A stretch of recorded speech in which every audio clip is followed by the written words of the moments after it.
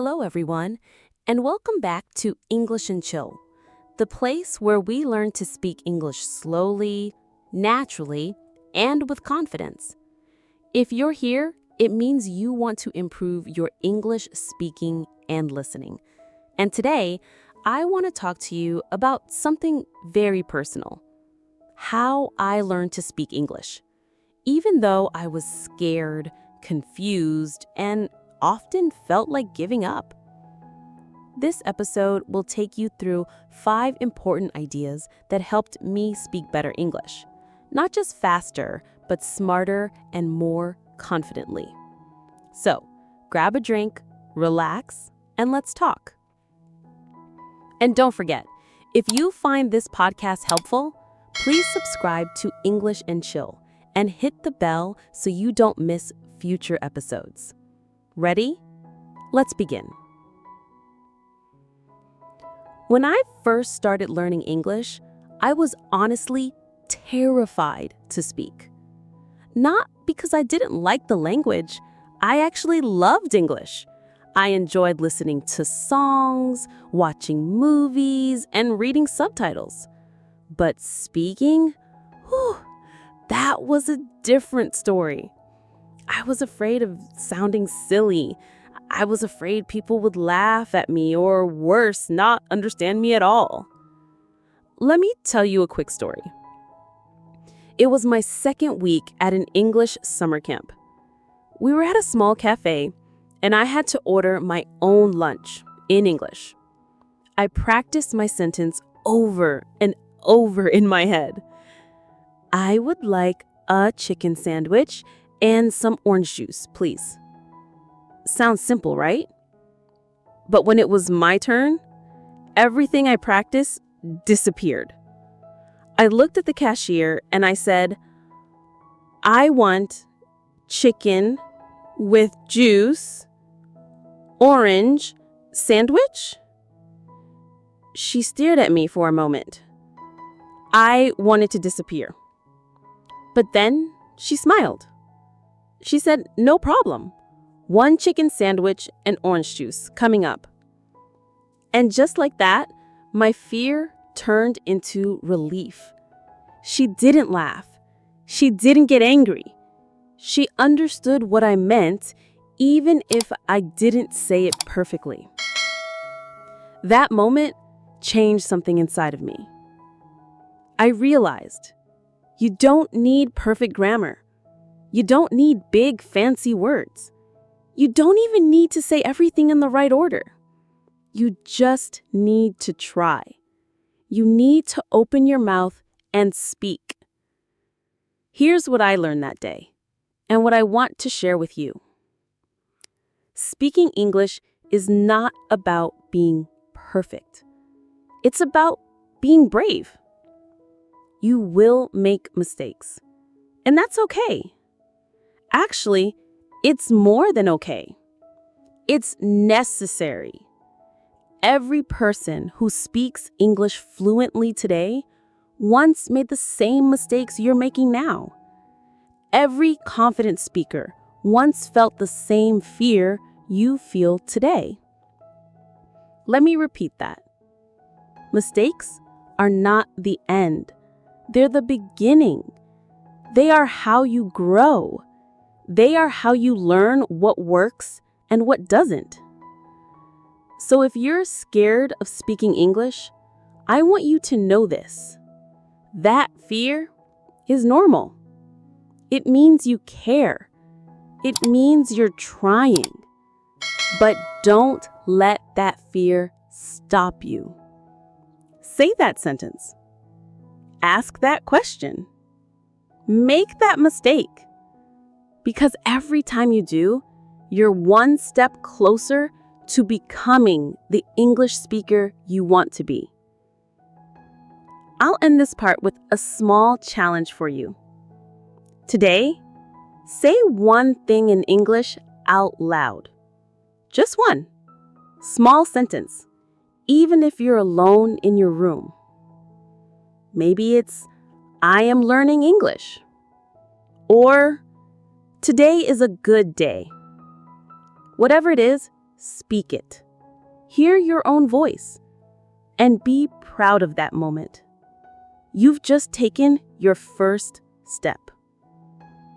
Next up, we'll talk about daily habits that helped me practice English without pressure and how you can build your own routine, even if you're super busy.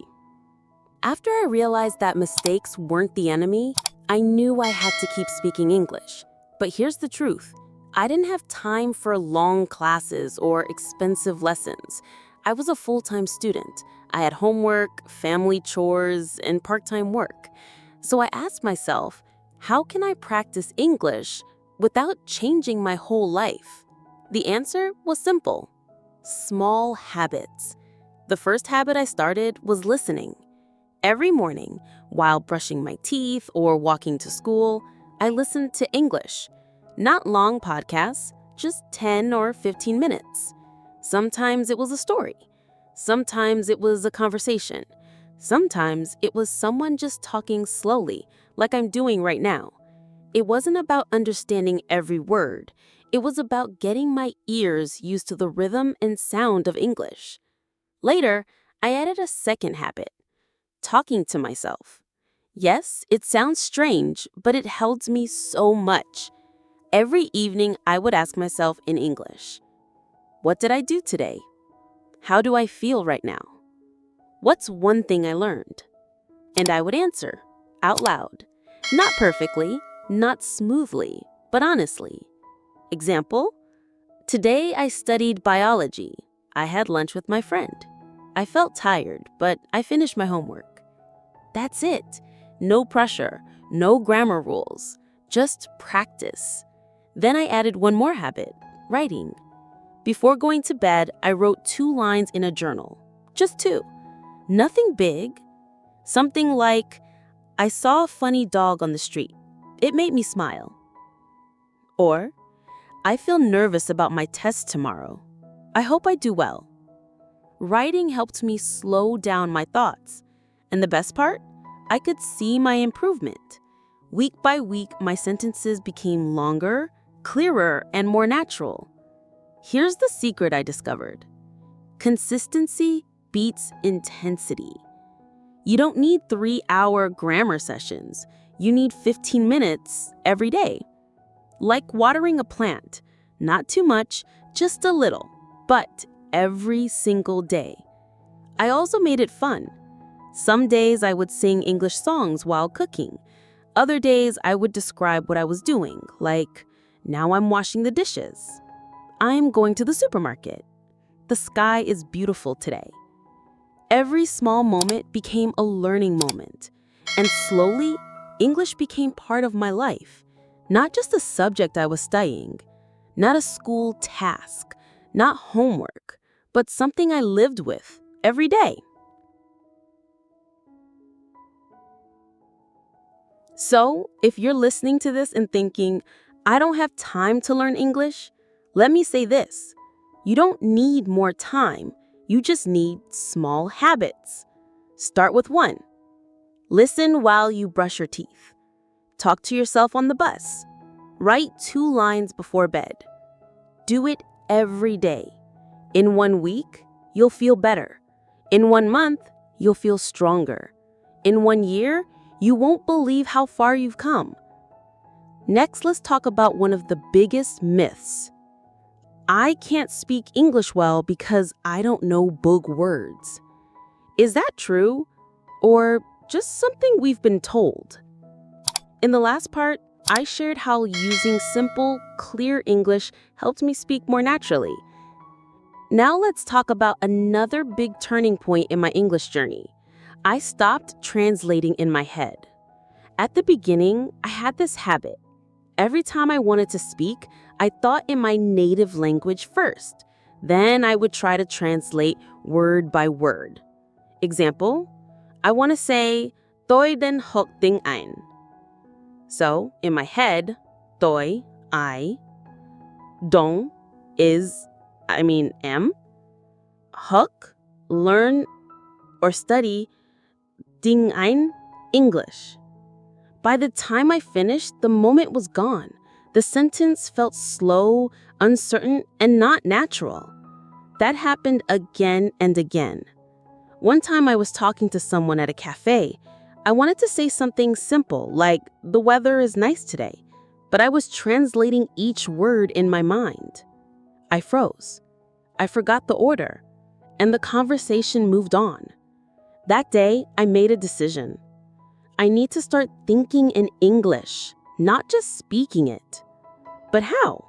I started with a simple trick. Describe what you see, out loud or in your head. For example, you look at your coffee cup and say, in your mind, "This is my coffee. It's hot. It smells good. I like it." You don't need to say anything deep, just small, real thoughts. Simple, short, clear. Another time, you're walking to school or work. Instead of thinking, "Toiren dilam," try this.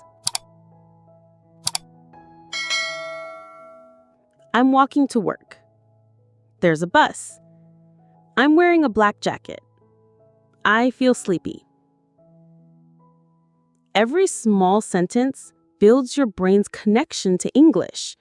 Every time you think in English, even one sentence, you're training your fluency. I call this tiny thoughts practice because it's not about big ideas. It's about building habits. Try these. Look at your room and think, "My room is clean." Look at your food and say, "This tastes sweet." Hear a sound and say, "Someone is talking outside." It's like exercising your mind. At first, it's hard, but in time, it becomes natural. And here's the magic. When you think in English, you speak English faster. No more delays, no more stress. Your words come out flowing because your brain is ready. Let's try it right now. Look around you. Pick one object.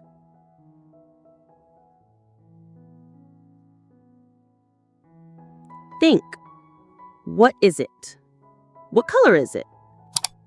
How do you feel about it? Now say your answers in English.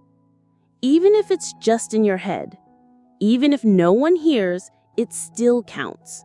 So, next time you feel stuck, remember, think small thoughts in English every day. They will lead to big changes tomorrow. Let me ask you something. Have you ever compared yourself to someone else who speaks English really well? Maybe a YouTuber, a friend, or someone online. You hear them speak and you think, "Wow, they're so fluent. I'll never be like that." That happened to me too.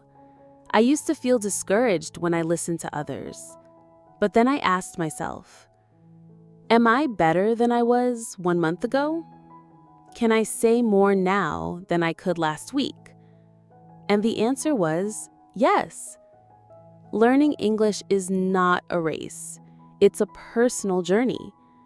So stop comparing your chapter 3 to someone else's chapter 20. Here's what I do now, and I hope you do too. Celebrate small wins. When you understand a line from a movie without subtitles, smile.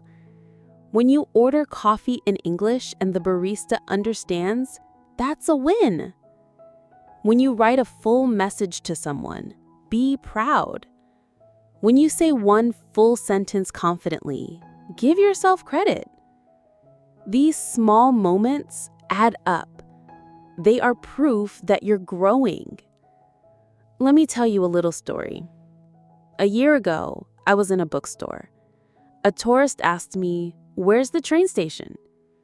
I panicked. I knew the answer, but the words didn't come. I smiled nervously, pointed vaguely, and walked away. I felt terrible. But instead of quitting, I practiced more. Slowly, a little bit each day. Then, 6 months later, something changed. I was at a park. a couple from Canada asked me about a local restaurant.